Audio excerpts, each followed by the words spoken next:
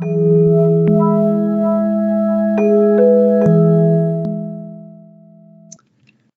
me oleme jõudnud nii kaugele, et me enam ei saa hakkama täpsete matemaatiliste avaldistega. Probleem on niinimetatud kolme keha probleemis, mis on vähemalt Newtoni aegadest füüsikuid ja matemaatikuid vaevanud.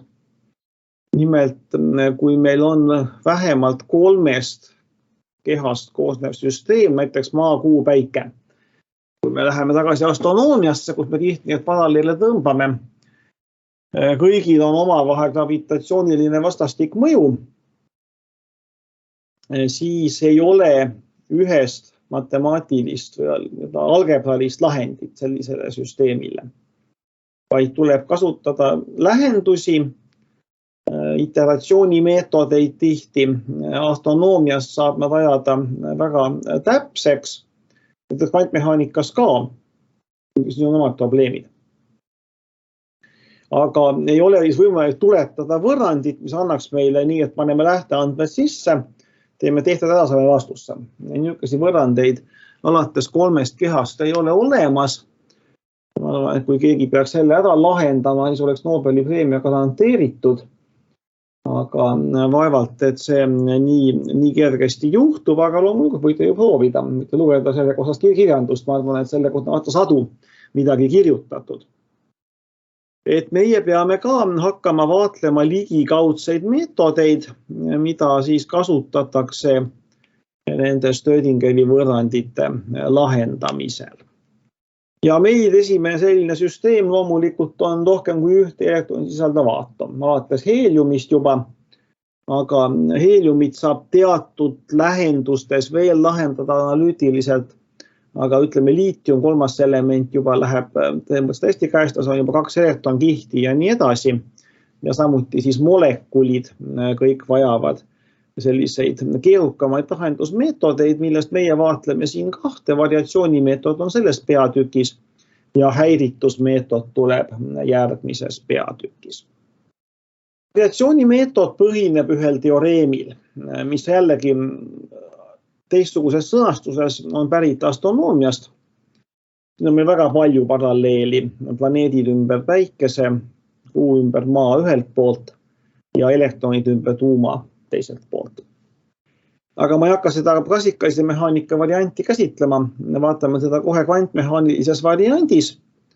Meil on antud mingisugune süsteem, me teame Hamiltoniani ehk tema energiaoperaatorit ja me leiame selle oma väärtused ja paneme nad energia järjekorras ritta. Ja saame kõige madalama energia ühena nendest, näiteks see on põhiolek, siis vesinikul 1S, osakese potentsiaali augus oli meil kvantarv 1 vist ja nii edasi. See on meie madalaima energiaga olek. Aga oletame, et me millegipärast ei tea, milline on laine funktsioon. Ja kuidagi moodi leidsime oma väärtuse, põhjast enamasti see niipidi käibki, leitakse kõigepealt oma väärtused ja siis oma funktsioonid.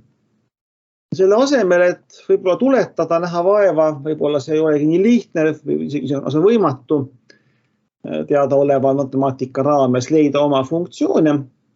Me võtame mingi muu funktsiooni. Võtame mingi suvalise funktsiooni väike phi, mis on normaliseeritud, hästi käituv ja süsteemi ääretingimusi täitev. Selliseid funktsioone ikka leiab kusagilt.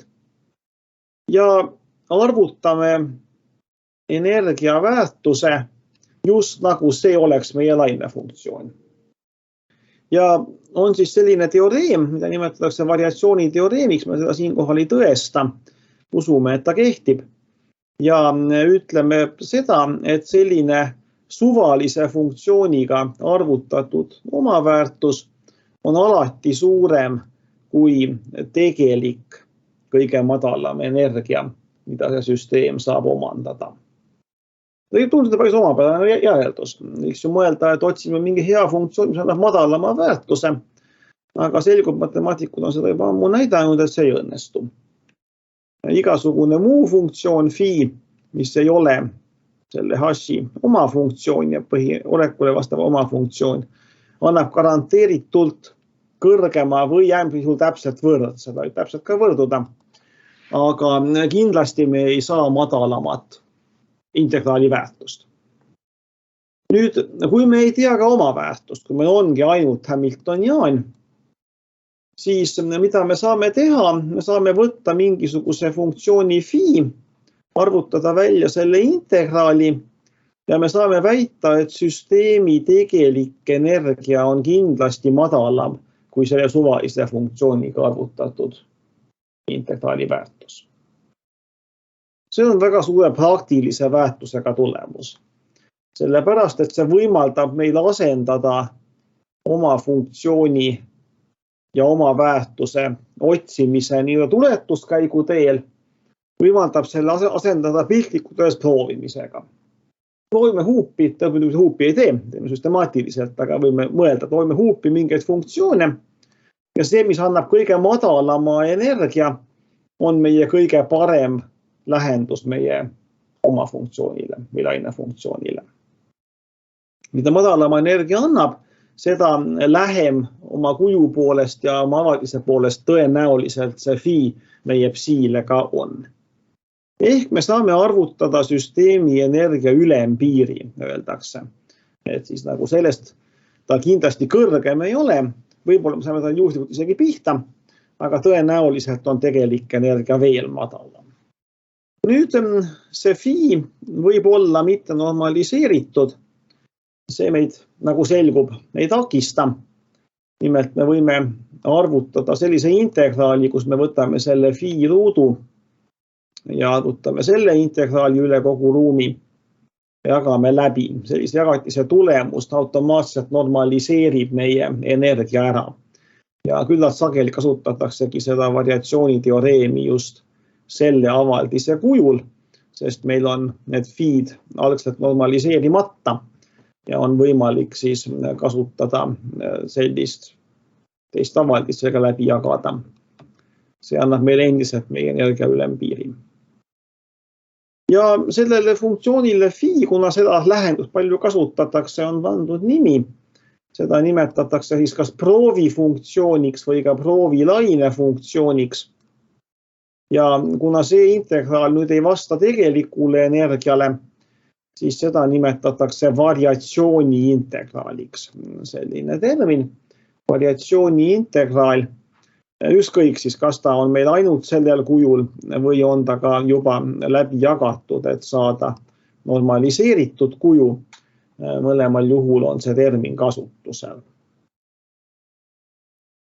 Ja me võime siis teha seda, mida ma äsja kirjeldasin. Me võime proovida erinevaid phi'sid ja valida sellise, mis annab kõige madalama variatsiooni integraali väärtuse ja loota, et meie phi on piisavalt hea lähend lainefunktsioonile psi.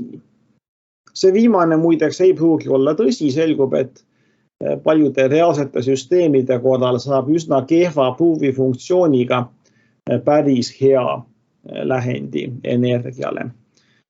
See võib olla jällegi kasulik, sellepärast, et me saame kasutada väga lihtsaid proovifunktsioone. Kui me võib-olla vahel ka teame enam-vähem, missugune see tegelik lainefunktsioon olla võiks, aga ta võib olla näiteks keeruline integreerida. See on muide üks põhjus, et integraale nii mõnegi reaalsel juhul ei ole sugugi lihtne võtta. Ja selle asemel võib kasutada teistsuguseid proovifunktsioone, mille matemaatiline kuju on selline, et neid on hea integreerida. Kuigi nad võib-olla lainefunktsiooni kujule sugugi nii hästi ei vasta. Või võiks isegi öelda nii, et see on see, mida me teemegi praktikas. Enamasti matemaatikud on seda tuletamiskäiku piisavalt palju teinud, et selle funktsiooni kuju on enam-vähem ikkagi juba teada. Kui me tahame ikkagi molekuli lainefunktsiooni lähendada, siis me üldiselt enam-vähem teame, missugused molekuli lainefunktsioonid olla võiksid. Et me ei hakka päris huupi pihta, et proovime siinust, proovime logaritmi, proovime, ma ei tea, ruutjuurt ja vaatame, kuidas läheb. Et niimoodi see päris ikkagi ei käi. Et enam-vähem on teada ja me edaspidi näeme neid funktsiooni kujusid, millised nad olla võiksid.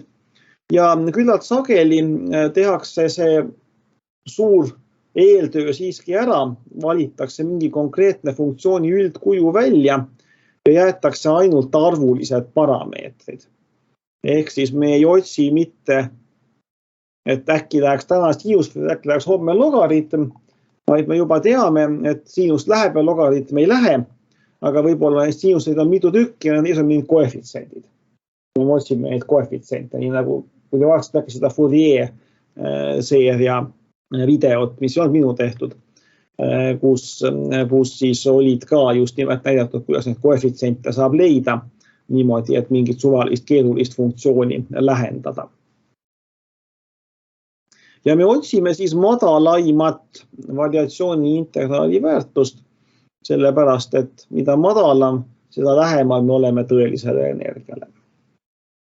Praktikas, mida me teeme, me võtamegi mingisugused lihtsamad, ma ei pruugi olla üldse väga lihtsad matemaatiliselt, aga siis funktsioonid, me nimetame neid baasifunktsioonideks, see baasi mõiste meil juba jooksis läbi, natukene teises kontekstis, aga need on meie baasifunktsioonid ja me otsime nende ette koefitsiente väike c ja teeme siis oma ülesande lihtsaks sellega, et see on lineaarne ülesanne.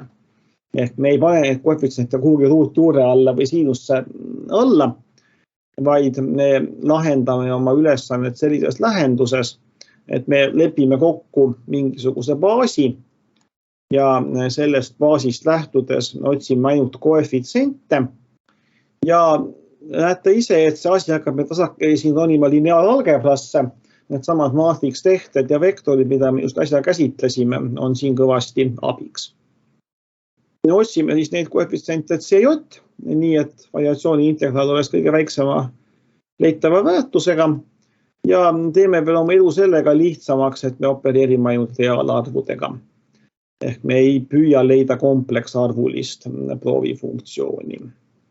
See mitte alati ei õnnestu, aga küllalt sageli töötatakse reaalarvuliste proovifunktsioonidega, selle igatpidi arvutused vähem mahukaks ka.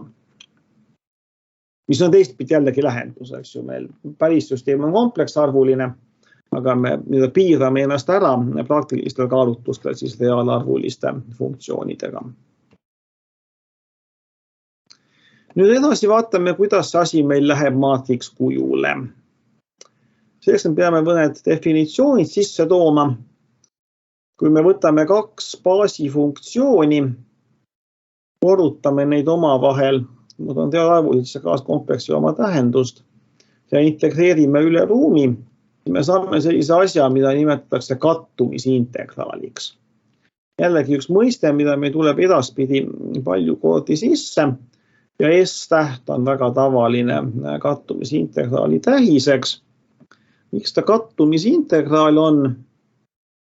Võib-olla kõige lihtsam selgitada kahe orbitaali näitel. Oletame, et meil on siin üks S-orbitaal, siin on meil tuum keskel. Ja oletame, et meil on P-orbitaal ja P-orbitaalil teatavasti on need erinevad pooled erineva märgiga. Kui nad on meil ruumis sama tuuma ümber, need kaks orbitaali, siis nad füüsiliselt kattuvad, eks ju, nad on samas ruumi osas, aga kattumisintegraali mõttes, kui me nüüd mõtleme, et me korrutame nad läbi, siis siin üleval see korrutis on täpselt sama suure pindalaga või ruumalaga, kui me mõtleme kolmes mõõtmes, kui see siin all olev korrutis ja need täpselt kompenseeruvad. Kui me nüüd integreerime üle kogu ruumi sellist korrutist, mis annab parasjagu nulli. Ehk ühe ja sama tuuma juures olevad S ja P integraal kattumisintegraali mõttes nad ei kattu. Et see on selline hea näide siis mitte kattumisest kattumisintegraali mõttes.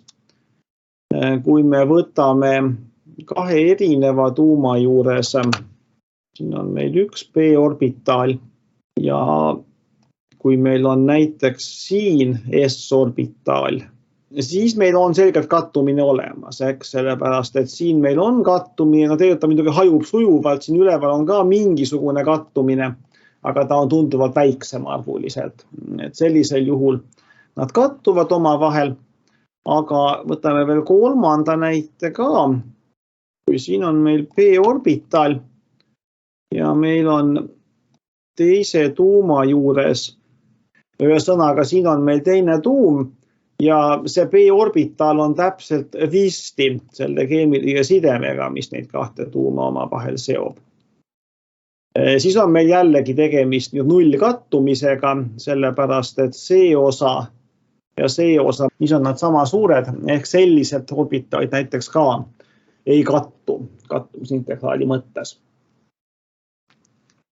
Et sellised näited kattuvatest ja mittekattuvatest orbitaalidest. See ei ole kattumine päris sama, mis me lihtsalt mõtleme ruumis, et on sama koha peal, aga kui nad ei ole need erijuhud, nad ei ole näiteks ühe sama tuuma peal nagu see vasakpoolne siin või ka täpselt sama sideme peal nagu see parempoolne, siis meil ikkagi on nullist erinev kattumine, nagu see keskmine juhtum oli mul. See on meie kattumisintegraal. Kui me nüüd torkame siia vahele oma Hamiltoniani operaatori, siis me saame H-maatriksi elemendi, seda me juba käsitlesime tagasi, kui me rääkisime operaatorite maatriksesitusest. Ehk me saame moodustada kaks maatriksit, näete, me saame moodustada kattumisintegraalide maatriksi ja me saame moodustada Hamiltoniani maatriksesituse. Põhimõtteliselt võime öelda, et kattumisintegraal on selles mõttes ühik operaatori maatriksesitus, eks ju, siia võiks alati vahele kirjutada ühik operaatori. Ja nüüd ma olen siin tüki tuletuskäiku vahele jätnud, et peate nüüd mind võtma hea usu peale, et kui me tahame nüüd oma proovifunktsiooni kujul, jah, see on meie proovifunktsioon nüüd, ja me tahame hakata arvutama seda integraali või seda suhet, neid kahte lugejat ja nimetajat, siis selle esimese me saame leida nimetaja, just mis on all oleva.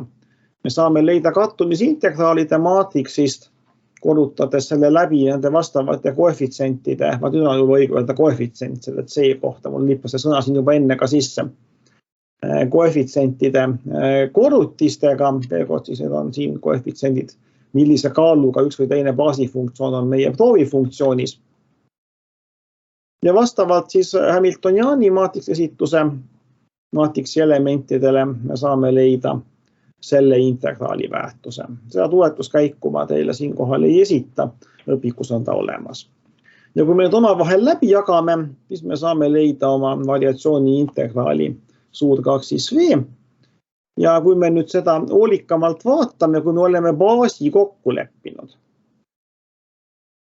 Baasi kokku leppinud, me saame selle H-maatriksi ja S-maatriksi välja arvutada. Ükskord fikseerida ära. H on meil ka teada, see on meie Hamiltonian, mis kirjeldab meie jõudusid meie süsteemis. Ja meie variatsiooni integraal osutub ainult nende koefitsientide C funktsiooniks. Kõik need H-id ja S-id on eelnevalt välja arvutatavad ja me peame otsima ainult neid koefitsiente C, ehk me püüame lahendada küsimust, millise kaaluga me peaksime oma baasifunktsioone arvesse võtma, et saada parim proovifunktsioon phi. Ja parim tähendab, et on kõige madalam, kõige negatiivsem. Ja see tähendab seda, et see on meil mingi funktsioon, ta on meil C-de funktsioon ja me otsime selle funktsiooni miinimumkohta. Olete matemaatikast tõenäoliselt õppinud, et miinimumkoha üks tunnus on see, et tuletised kõigi muutujate järgi on nullid. Ehk meid huvitab selline ülesanne, et kui nüüd selle 2V osa tuletised kõigi koefitsientide järgi C on nullis, siis me oleme mingisuguses ekstreemumis. Me tahame loota, et see on miinimum, see võib olla muidugi ka maksimum või käänupunkt, aga praktikas me enamasti ehitame algoritmid niimoodi, me satume siin just nimelt miinimumi ja mitte maksimumi. Nüüd me jällegi jätame siin tohutu hulga tehteid ja tuletuskäiku vahele, õpikus see on olemas. ja samuti me kasutame seda ära, et kattumisintegraalide maatriks on sümmeetriline ja Hamiltoniani maatriks on sümmeetriline. Eks ju, siin on lihtne näidata sellepärast, et kui nad on arvulised ka, siis FJ korda FK on FK korda FJ, eks ju, vahet ei ole, kumma me ettepoole paneme reaalarvuliste juhtude puhul. Ja selgub, et kogu see tuletise võtmise ülesanne teisendatakse üheks lineaarseks homogeenseks võrrandisüsteemiks. Täpselt see, millega lõpetasime eelmise peatüki. Meil on mingid otsitavad ja paremal pool on 0.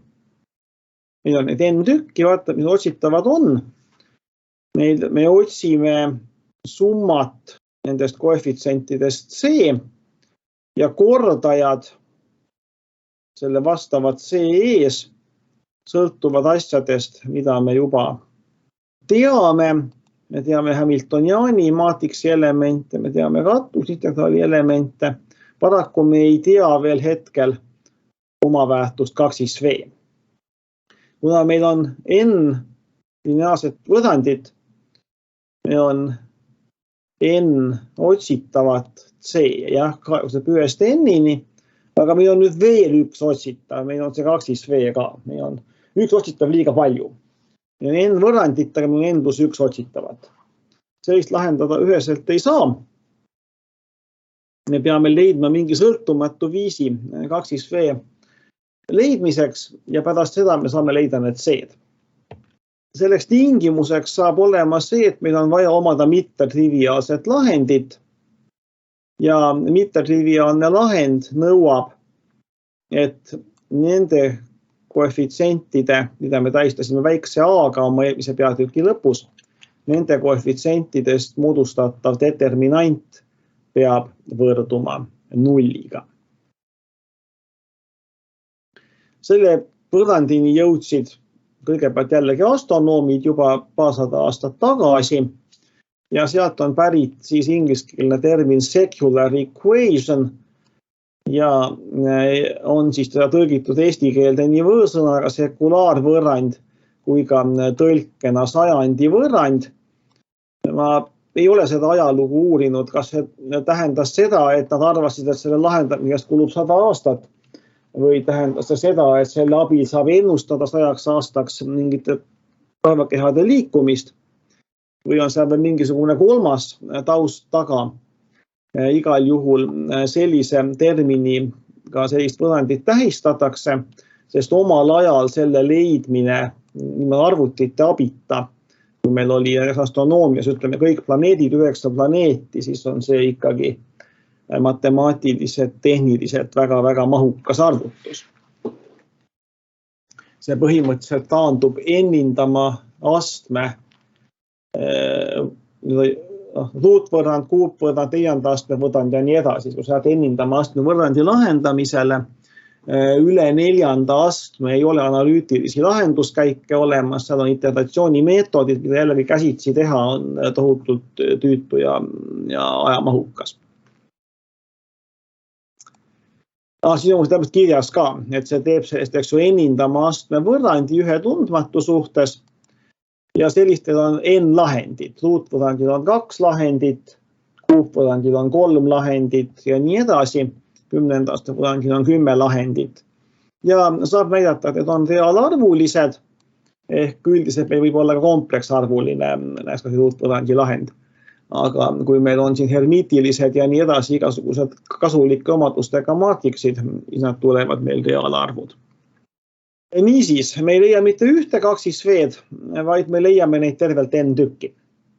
Nii mitu juurt on meie sekulaarvõrrandil. Ja me saame nad panna kasvavasse järjekorda. Mõni võib ka teistega võrdne olla, aga üldiselt on kõik erinevad. Ja siin on väiksem võrdne, eks ju, vahel. Ja selgub, see variatsiooniteoreem osutub veel üldisemaks, et kui meil on süsteemil, on meil põhioleku energia, esimene ergastatud olek, n-indamas ergastatud olek ja nii edasi, siis need lahendid, mis me saame oma sekulaarvõrrandi lahendamisel, igaüks on vastava siis põhi- või ergastatud oleku energia ülempiiriks. Et sõltuvalt sellest, kui hea oli meie proovifunktsioon, ehk need baasifunktsioonid, milles me seda lahendada püüdsime, sellest sõltuvalt saame üha lähedasemad need kaksisveed, mitte ainult põhioleku energiale, vaid ka ergastatud olekute energiatele. Ja see annab meile enne esimest olekut, ehk siis kui meid huvitavad rohkem ergastatud olekuid süsteemis, siis me peame kasutama suuremat baasifunktsioonide hulka. Praktikas meil molekuide puhul enamasti ei huvita mingi 50 ergastatud olek, aga meil on hoopis muud põhjused seal kasutada suuri baase. Selle juurde me tuleme hiljem. Nii, nüüd on meil kaksisveed leitud. Kaksisveed olid siis meie lähendused energiatele. Ja kui me need paneme ükshaaval siia võrrandisüsteemi, me saame leida igale kaksisveele vastava C-de vektori ehk siis koefitsiendid. Ja need on meil siin ka kirjas. See ülaindeksis näitab seda, mitmendale kaksisveele see vastab. Ja need kordajad saab omakorda leida nii, et me saaksime normaliseeritud lainefunktsiooni. Et seda tuleb teha, kui meid huvitab mitte ainult põhi, vaid ka ergastatud olekute lainefunktsioonid, siis seda tuleb teha ka iga uue kaksisvee jaoks uuesti. Me saame põhimõtteliselt seda 12-11 süsteemi lahendada n korda erinevate kaksisveede jaoks. Ja tuleb välja, et need saadud lainefunktsioonid on ka ortogonaalsed automaatselt, mis on praktikas väga mugav. Et kui me rääkisime siin diagonaaliseerimisest, siis sekulaarvõrrandi lahendamine on ka üks osa sellest, mida kvantmehaanika või kvantkeemia arvutiprogrammid teevad. Koostatakse need S- ja H-maatriksid ja tegelikult see on mõnevõrra keerulisem, me jõuame selle juurde ühes järgmistest tundidest, aga suures piires pärast seda lahendatakse siis sekulaarvõrrand, leitakse need oma väärtused ja siis lahendatakse need oma vektorite leidmise ülesanded ja saadakse need C-d teada ja sellest saame juba lähenduse oma lainefunktsioonile.